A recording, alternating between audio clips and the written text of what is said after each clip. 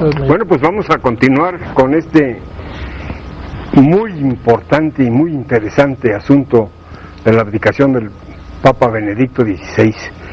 Roberto, yo me preguntaría, ¿qué hubiera pasado si en el Vaticano, con este Papa, un diputado como el que salió del PRI, con un carro como el que tenía, como el que tiene, o como el que tiene, no pero está estacionado,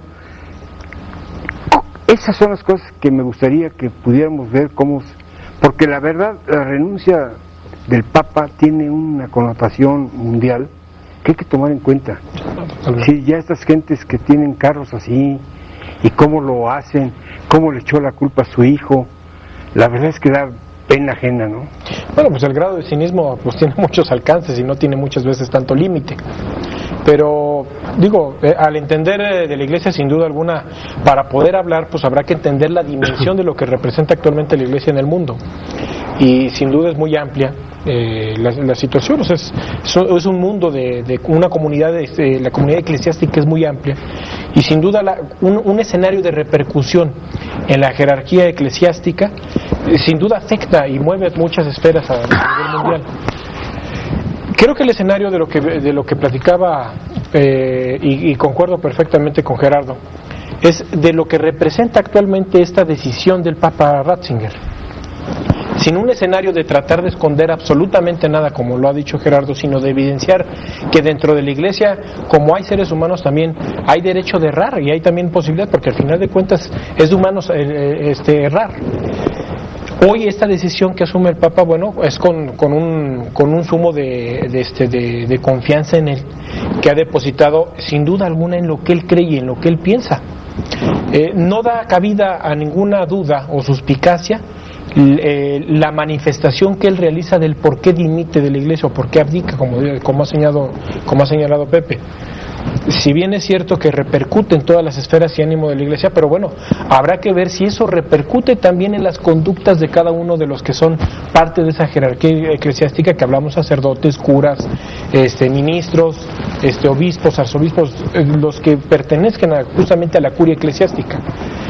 Si esa conducta no repercute, si ese mensaje del Papa Ratzinger no repercute en todas las esferas de la Iglesia, difícilmente la Iglesia va a poder tener un cambio cuando hoy, a la salida, al anuncio de la abdicación del Papa, se ha señalado que ahora existe en los Estados Unidos de Norteamérica un nuevo caso donde más de 500 niños fueron abusados en años anteriores por algunos sacerdotes de la Iglesia Católica.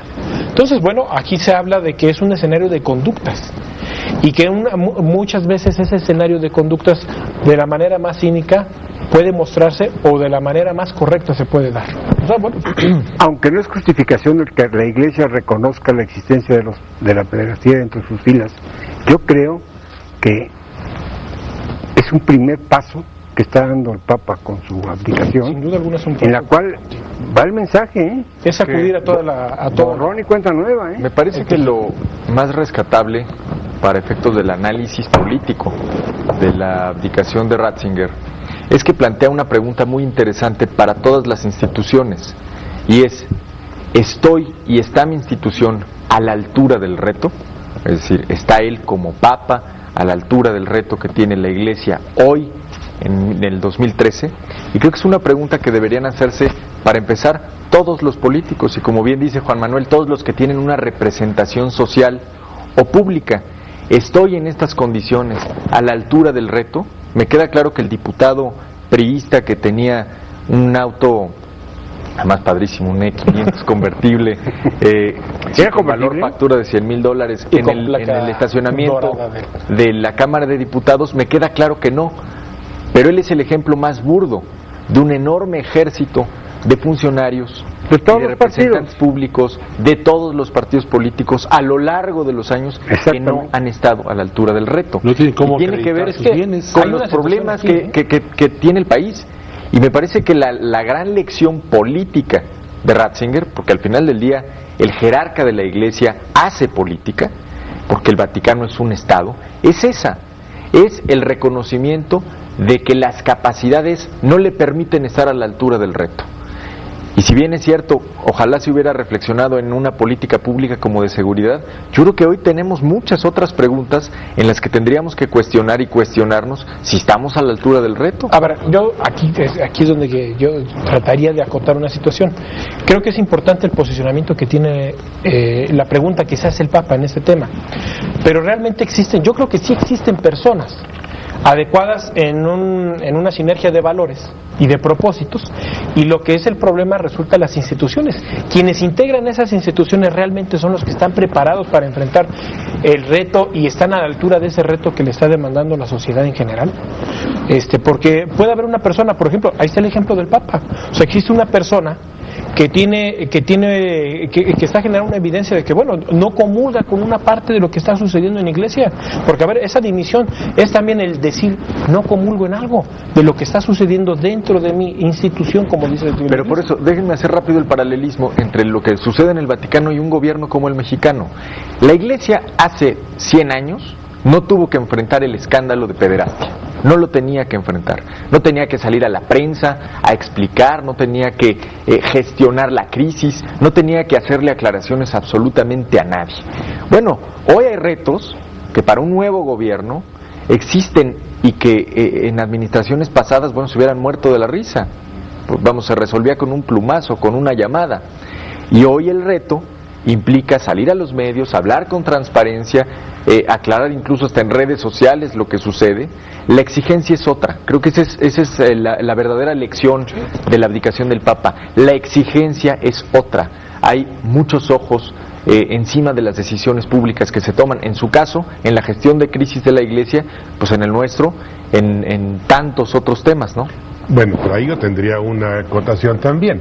O sea, sí hay muchos ojos, sí el tiempo es diferente, pero siguen perviviendo costumbres arcaicas, sigue habiendo muchos abusos, actos cínicos, actos descarados, y que ahí están. O sea, que aunque hay una opinión pública demandante y demás, una sociedad mucho más capacitada, pero nos seguimos tragando unas píldoras tamaño por eso la pregunta gigante, es si ¿no? estamos a la altura del reto. Aquí me queda claro que si midiéramos con el mismo rasero con el que Ratzinger se ha medido a sí mismo, bueno, nos quedamos sin funcionarios. Ese es un primer paso que dio el Papa, Si ya puso el ejemplo. Para el reto, la iglesia no está en el reto, ¿no? Eso es lo que se asume.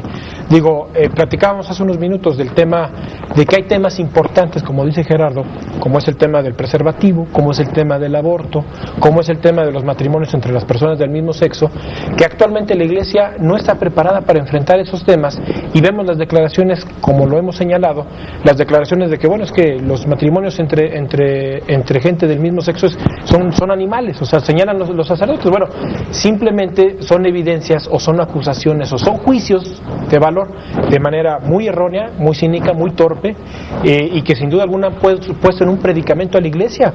O sea, si la iglesia tiene algo, y el valor fundamental de la iglesia, pues es la fe, es el creer en la iglesia.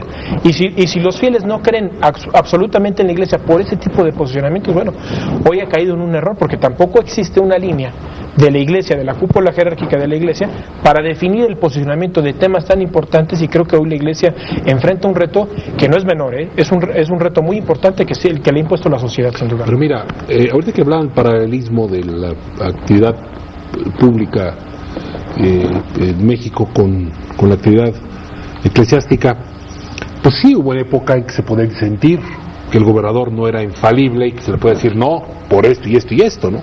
Hubo otras épocas que no era posible disentir por el terror que le tenían de plantearle lo que fuera, ¿no? Y luego hubo una época en que era posible ser un agente decente, no robar, y otras épocas que no se pudo, ¿no? Que había que entrarle o apestabas, ¿no? Bueno, yo creo que hoy le toca a la sociedad, lo que hemos insistido aquí mucho, en empujar y abrir esos espacios. Precisamente ganar esos espacios que en la forma eclesiástica está ganando, abriendo el Papa, y en la vida pública cotidiana se deben abrir. Pero no olvidemos, Gerardo, que el golpe que le dio, porque el descubrimiento de que había pederastas, fue muy duro, Claro, pero además él lo sabía, lo abrió, instruyó que hubiera transparencia en todo el mundo, dio a conocer los casos, pidió perdón y ordena que se tomen medidas preventivas a todo el mundo. ¿Qué hacen? Calladitos todos. callados. Y eso no puede pasar. Pero callados, ¿quién? Pero además, ¿sabes qué? El tamaño de la verdad revelada. El arzobispo de Tulancingo, que es el que le toca a Hidalgo, tiene la obligación estricta, de acuerdo al mandato del Papa, de dar a conocer qué medidas va a tomar el señor en la arquidiócesis para que no se pueda cometer un ilícito de este tipo. Y en su caso, ¿qué va a hacer para hacerlo? Preventivamente, porque es un mandato que tiene. Yo creo que en muchos No callarlo y mantenerlo. Yo creo que no lo tiene callado, ¿eh? Lo que pasa es que no es un tema que tienes que estarlo hablando. Pero nosotros sí. Hacia el interior, sí. Yo mando a mis hijos al catecismo. ¿Qué garantías tengo de que el tipo se va a comportar a la altura o que el laico que está trabajando se va a comportar a la altura? A ver, ¿qué medida estás tomando tú públicamente? Transmitirlo para que haya certeza de que esos actos se van a repetir. Porque darse callado en el estado de confort que están. Pues, oye, pero además la gran lección de que las autoridades civiles juzguen quien cometa un delito, claro. Y al César lo que es del César y a Dios lo que es de Dios. Exactamente. Lo que dice Luis, gran parte del daño que se le hizo a la institución de la Iglesia con el tema de la pederastia fue del tamaño de la verdad que quisieron ocultar a golpe de mentiras. Es decir, ese daño fue del tamaño que ocupaba Maciel en la figura casi santificada en vida durante tantos años. Y el éxito que tuvo el Papa contrapeso fue ese, haber querido transparentar. Mira, el Papa ha sido muy correcto, porque a ver, el tema de la declaración que hizo, por ejemplo, en Irlanda, con este tema de la pederastía, el tema es que señala el Papa, dice, bueno, el perdón no sustituye la justicia. Si aunque se arrepientan los mismos sacerdotes que han cometido esta serie de abusos en contra de infantes, pero el Papa fue muy claro, ese perdón no sustituye a la justicia y van a tener que enfrentar los cargos de justicia. Eso es lo correcto. Eso es lo correcto. No, eso es lo correcto. Asumió una posición correcta frente a eso.